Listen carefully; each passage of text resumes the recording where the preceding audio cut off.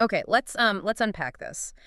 We live in a world where toxins, well, they feel like an inescapable part of daily life. They really do. From the food we eat, the air we breathe, we're constantly exposed, often without even, realizing the full extent. Mm. It can feel a bit like a losing battle, right?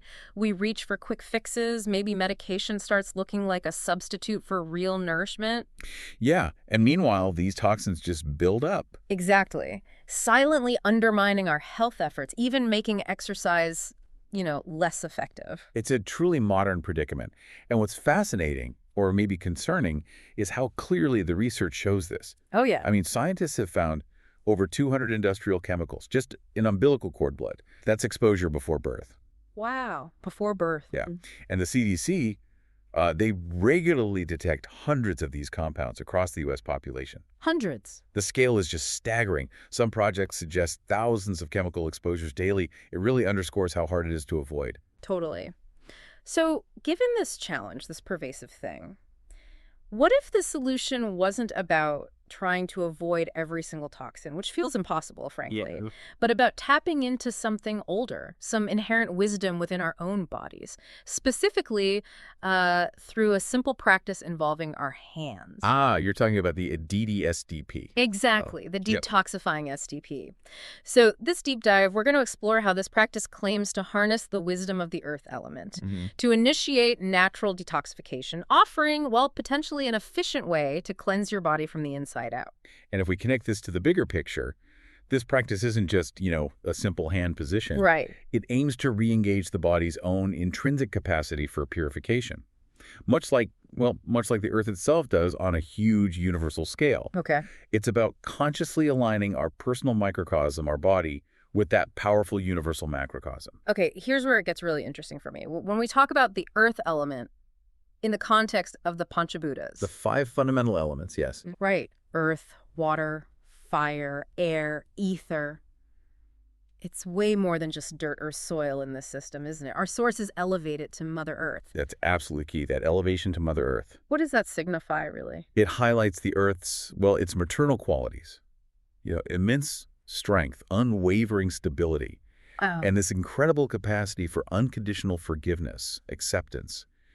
It really mirrors the essence of motherhood. So it's not just poetic. Not at all. It It's deeply describes its function, supporting life, transforming life. And when you think about Earth's actual work, the perpetual service and transformation, the scale is just mind-boggling. Isn't it? I mean, think about the daily waste from billions of humans, plus animal waste, decaying plants, Yeah. tons and tons of refuse, what we call toxins. All absorbed. All absorbed by the Earth. Exactly. Without discrimination, without rejection, Earth takes it all in. But its most remarkable quality isn't just absorption, it's the transformation. It converts this refuse, these toxins, into essential nutrients, which then feed the plants. Right. And it's through the plants that we ultimately get the building blocks for ourselves, minerals, vitamins, So it takes the toxic and gives back nourishment. pure life-giving sustenance. It's an incredible cycle. It really is. So if the planet can do this massive transformation, does this hint that maybe we have a similar potential within us? That's exactly the implication. And what's fascinating is how this idea of Earth as maternal, it shows up everywhere. And you mean across cultures? Across so many cultures. You've got indigenous American traditions honoring Pachamama, ancient Romans with Terra Mater, Slavic traditions talking about Mazemlia, Hindu philosophy with Bhimi Mata. Even modern environmental movements call her Mother Earth. Right. Now, sure, monotheistic views or some Buddhist traditions might frame it differently, but this widespread intuitive recognition is incredibly compelling. So, okay, this universal process, recognized globally, how does this ancient wisdom translate into something we can do for our own bodies? How do we bridge that gap? That's the crux of it. Yeah. The fundamental Siddha principle from that ancient Indian system of medicine. Right. It basically says that the Panchabhootas, these 5 elements, aren't just out there. They're in here, inside the human body. Okay. So think of the earth element within us as the foundation. Yeah. For everything, solid bones, muscles, even mental stability, that feeling of being grounded. Makes sense. And just as Mother Earth purifies, our bodies have that inherent capacity too.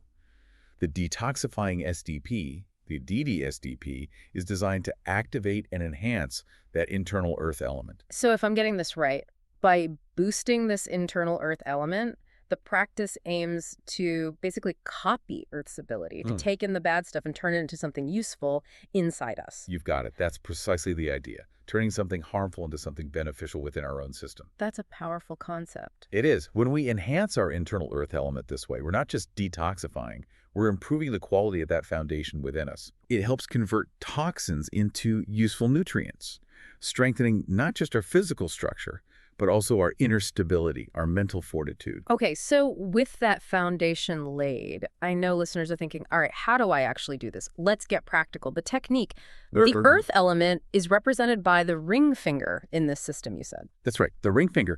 And precision is really key here. Okay.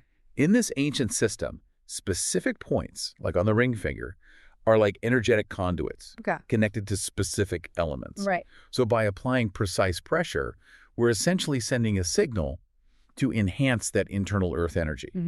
Now, the mechanics. Yes. Your ring finger has 3 lines, right? Top, middle, base. For Aditi SDP, you need to place the tip of your thumb precisely under the baseline. Under it, not on it. Exactly, under the baseline of the ring finger. Yeah. You do this in both hands simultaneously, centered on that bottom line. Don't let it drift towards the little finger or the middle finger. Both hands, centered under the baseline. Got it. And take off any rings. That's important for good contact. Apply gentle but firm pressure right at the center of that base. And keep your other fingers straight. Okay. Gentle but firm pressure, other fingers straight. So once the hands are set, what about the rest of the body? How should you sit? Good question. For body positioning, ideally, you sit on a mat or a carpet on a flat surface. Avoid direct contact with the ground that's important for the energy flow, apparently. Okay, no bare floor. Right.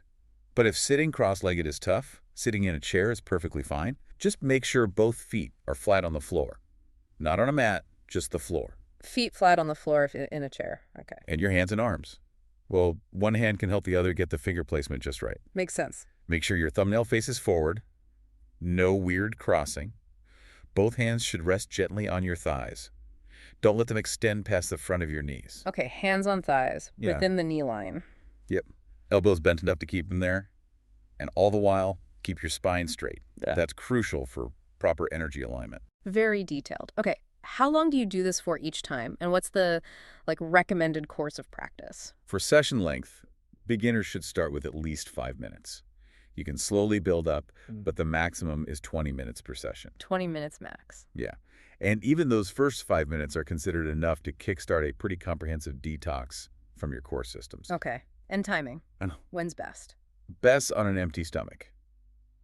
So ideally right after waking up in the morning, or maybe in the evening, but make sure you haven't eaten for about 4 to 5 hours. Got it. Empty stomach. Definitely don't do it within 1 or 2 hours after eating. That's important. Right. And the overall duration, like how many days or weeks? It varies. You can do a DDSDP for just 1 week or up to a maximum of 48 days, depending on what you feel you need. 48 days max. Yeah.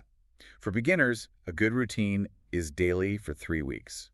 After that, you could maybe drop down to doing it 3 times a month for maintenance. Okay. Now, there was one really vital point our sources stressed about this practice. Something about saliva. Ah, yes. Absolutely critical. This is a key piece of information. Okay. The most immediate, noticeable effect you might get from a DDSDPP is often increased salivation. And it might have different tastes. Increased saliva. Why? Well, in this system, that excess saliva is considered the main way toxins get expelled. Which means, and this is crucial, it must not be swallowed. Do not swallow the saliva. Correct. Swallowing it would just reintroduce those toxins back into your system. So you need to spit it out periodically during the session. Okay, so have something nearby to spit into. Exactly. And then, after each session, gargle thoroughly. Really rinse your mouth out to get rid of any residual toxins. Makes sense. And what about right after the session ends? Anything specific to do then? Yes. Drink water immediately after each session. Okay. It helps flush out any remaining toxins that were expelled. And it also helps prevent things like bad breath or maybe some digestive discomfort. Got it. So beyond more saliva, it sounds like the body gives pretty clear feedback during this. What are some other signs? How might you feel or see this detox happening? You're right. The body definitely communicates. Besides the saliva, you might notice changes in other elimination pathways. Like what? Well, the smell or consistency of your fecal matter might change. Your urine might look different color, frothiness, maybe a different odor, Mm. even your sweat might smell different. These are all considered signs that your body is getting rid of accumulated stuff, toxins from supplements, pesticides, food additives, whatever. So your body is literally telling you it's cleaning house. Pretty much, yeah. I imagine, though, if you suddenly taste metal, that could be a bit alarming. It definitely can be surprising. After about a week, yeah, some people report a metallic taste, often like iron or copper. And that means... It's often linked to medications they've taken in the past. Yeah. If it happens and you feel any nausea or just discomfort from the taste, just rinse and gargle well. Then you can continue.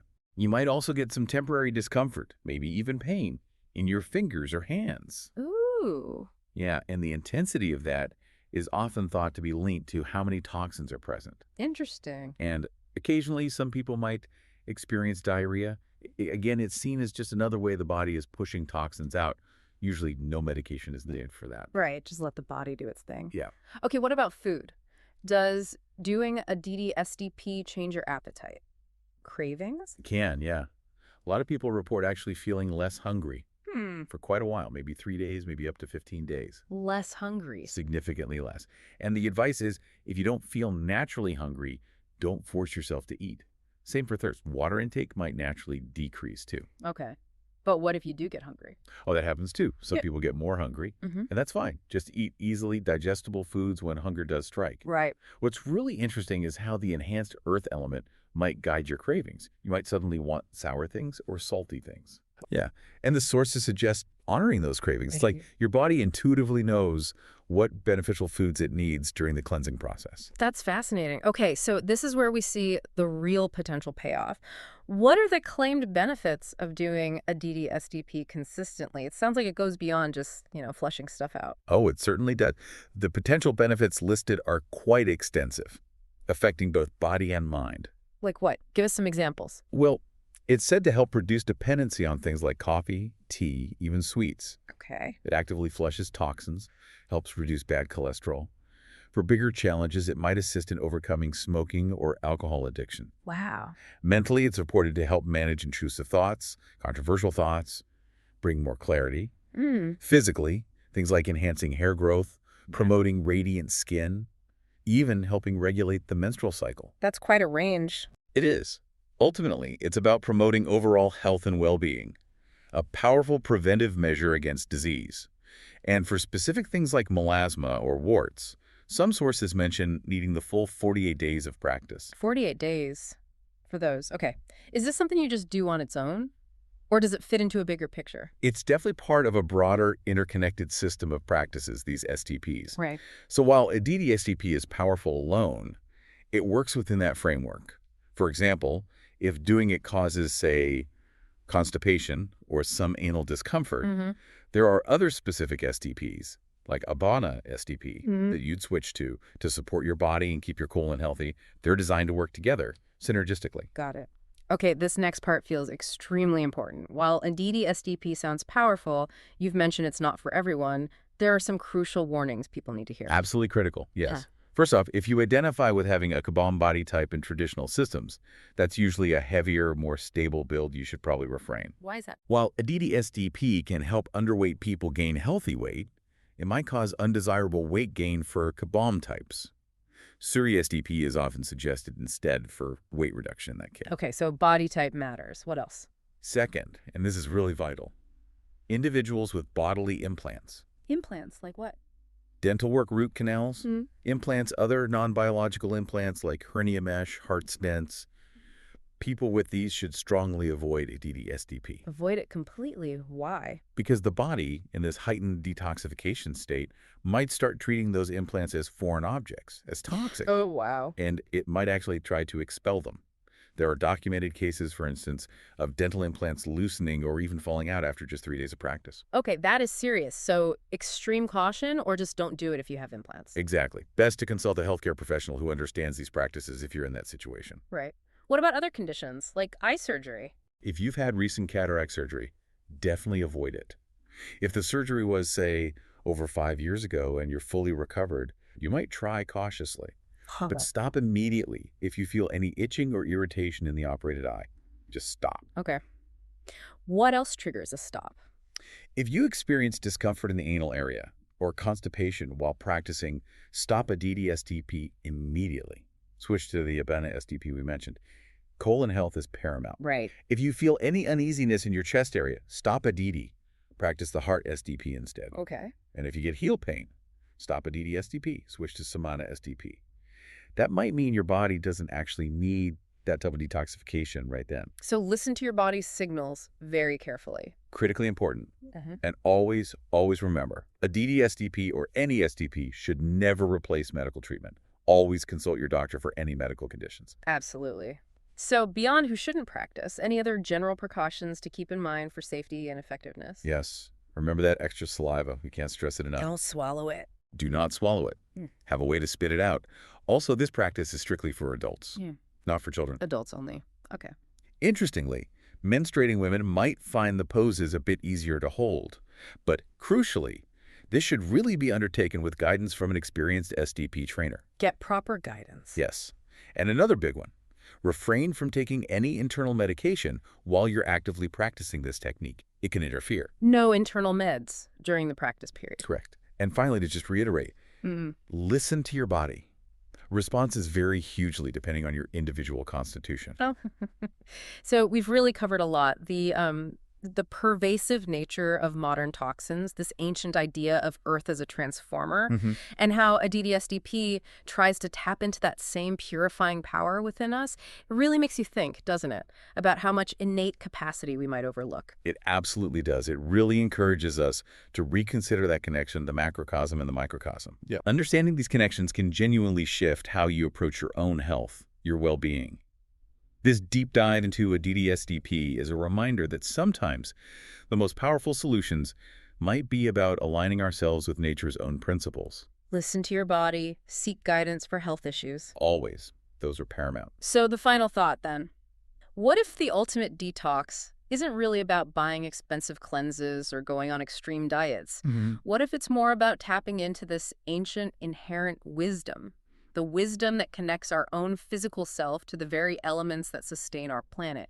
What if it's about awakening a profound capacity for self-purification that's maybe been dormant but there all along? That's certainly something to mull